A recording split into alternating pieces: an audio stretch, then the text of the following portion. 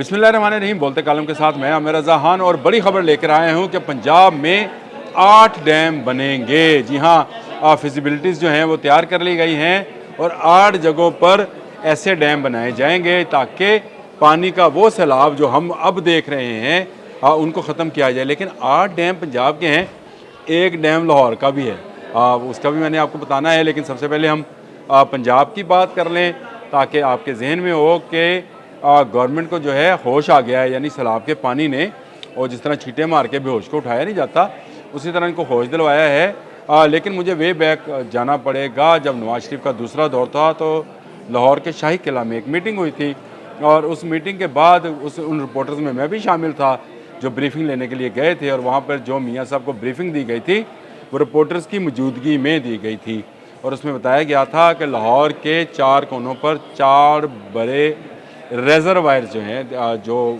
आप उसको हेडवर्क समझ लें, बनाए जाएंगे जहां पर सारा साल रावी में आने वाला जो पानी है उसको ना सिर्फ ट्रीट कर कर रखा जाएगा बल्कि 12 से जो पानी आता है 3 से 4 एकड़ मिलियन फीट पानी होता है वो जी, वो जो है उसको महफूज किया जा सकेगा। इससे एक तो लाहौर का वाटर लेवल बढ़ेगा, दूसरा इसमें जो है लाहौरियों को पीने का साफ़ पानी जो है मुहैया किया जा सकेगा, और तीसरा आबपाशी के इस्तेमाल में आएगा। लिहाजा इरिगेशन को ये ज़िम्मेदारी दी गई, लेकिन ना वो दौर रहा। उसके बाद हम मुशर्रफ साहब के दौर में दाखिल हो गए, फिर जरदारी साहब आए, फिर उसके बाद नवाज शरीफ का दौर आया। तो 2018 में दोबारा से फाइलें निकाली गई, उनको झाड़ा गया और पेश कर दिया गया कि जनाब ये एक रेजरवायर्स बनने थे, इसका क्या किया जाए। अभी वो मंजूरी होनी थी कि हमें तब्दीली जो है उसका सामना करना पड़ गया और उस तब्दीली ने सब उलट पुलट कर दिया। लेकिन उसके बावजूद हम नहीं जागे, और अब जब सैलाब आया है तो सब जाग पड़े हैं कि भाई ये क्या हुआ।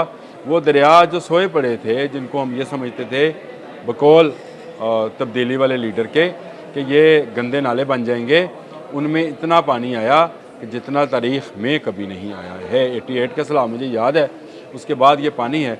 और उसके बाद अब ये पंजाब गवर्नमेंट ने फैसला किया है कि जहाँ जहाँ जो डैम बनना है उसकी फिजिबिलिटीज़ निकाली जाएँ। इसमें चाहे लाहौर शामिल है, इसमें जो डैम बनने हैं उनकी तफसील भी मैं आपसे ज़रूर शेयर करता हूँ कि जो तजवीज़ किए गए हैं इनमें सबसे पहला जो है अखौरी डैम है जी, अटक के मुकाम पर। ये हारो दरिया है, एक डिस्ट्रीब्यूटरी नदी है जो कि आगे जाकर सिंध में मिलती है। उसके ऊपर एक रेजरवायर बनाने के लिए जगह मौजूद है। अखौरी विलेज है जिसके इर्द गिर्द ऐसी जगह मौजूद हैं जहाँ पर पानी को ज़हीरा किया जा सकता है, और इस पानी के ज़हीरे को आने वाले वक्त में ना सिर्फ अटक बल्कि रावलपिंडी इस्लामाबाद के लिए भी ज़ेर इस्तेमाल लाया जा सकेगा। यानी एक इतना बड़ा रेजरवायर वाटर का बन जाएगा जो सारा साल और बारिशी पानी को जमा करता रहेगा और फिर उसको ज़राअत और पीने के पानी के लिए इस्तेमाल किया जाएगा। इसके बाद पॉपिन डैम है जी, ये चक है बेली, चक बेली खान और रावलपिंडी, और ये सवा रिवर के ऊपर बन सकता है। इसकी भी जो है फिजिबिलिटी तैयार कर ली गई है, और इससे भी जो है ना सिर्फ ज़राअत के लिए बल्कि पीने के लिए भी साफ़ पानी मुहैया होगा।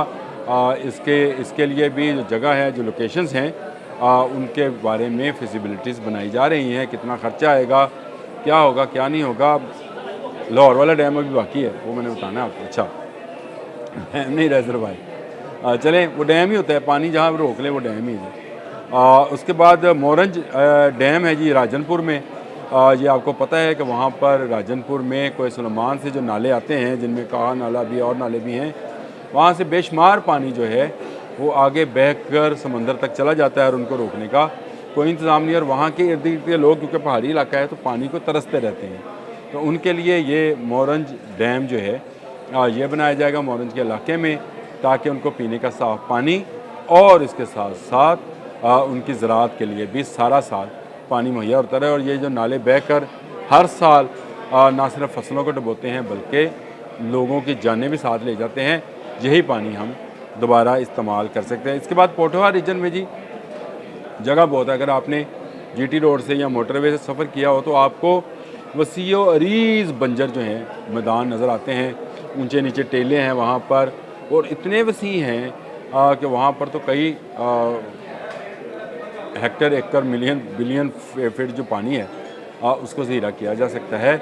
अब उनको ज़ेर इस्तेमाल लाने के लिए भी जो है ये पोठोहार रिजन में सवा डैम बनाने की तजवीज़ है। ये भी दरिया सवा पे ही बनेगा, जो पानी वहाँ से बच कर आएगा और उसके बाद जो बारिशें होंगी वहाँ पर ये पानी जो कि अभी चला जाता है, ज़ाया हो जाता है, उसको बचा लिया जाएगा और उसको ज़राअत के लिए इस्तेमाल किया जाएगा। लेकिन उसके बाद एक और तरीही जगह है जी, किला रोहतास का आपने नाम सुना होगा, रीजन वही है पोठोहार, और इसमें कहान रिवर एक बहता है जी, जो कि दरिया झेलम की एक डिस्ट्रीब्यूटरी नदी है, उसके ऊपर रोहतास डैम का मंसूबा है, इसकी फिजिबिलिटी बनाई जा रही है।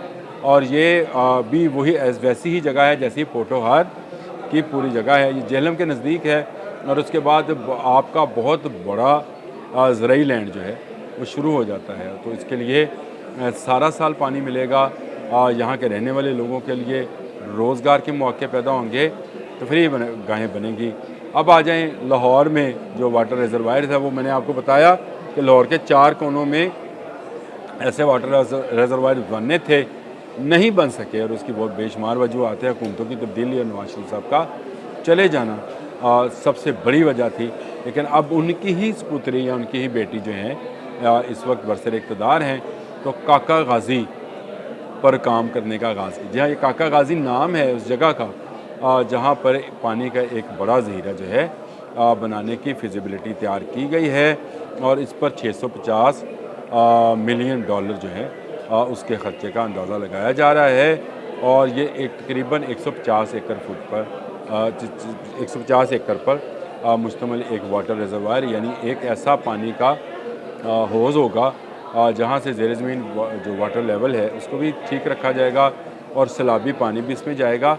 इसके साथ साथ BRB में भी ये एक काम इस तरह का किया जा रहा है ताकि वहाँ से भी साफ़ पानी लोगों को मुहैया किया जा सके। और बहुत सारा काम जो है होना बाकी है। कल शुनीद थी कि कोई ऐसी कनाल भी बनाई जा रही है ताकि बंद के उस तरफ जो सैलाबी पानी आए तो बंद के साथ वाली आबादियों को बचा लिया जाए। ये मनसूबा कब मुकम्मल होता है, वासा के पास कब आता है, कब इसकी फिजिबिलिटी बनती है, ये तो आने वाला वक्त ही बताएगा।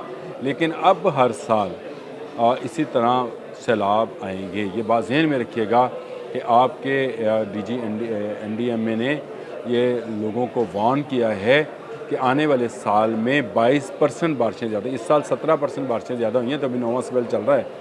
आने वाले साल में 22% बारिशें ज़्यादा होंगी, इसका मतलब है आने वाले साल में ज़्यादा बारिश, ज़्यादा पानी और ज़्यादा बड़ी साजिशें भारत की जो हैं वो देखने में आएंगी।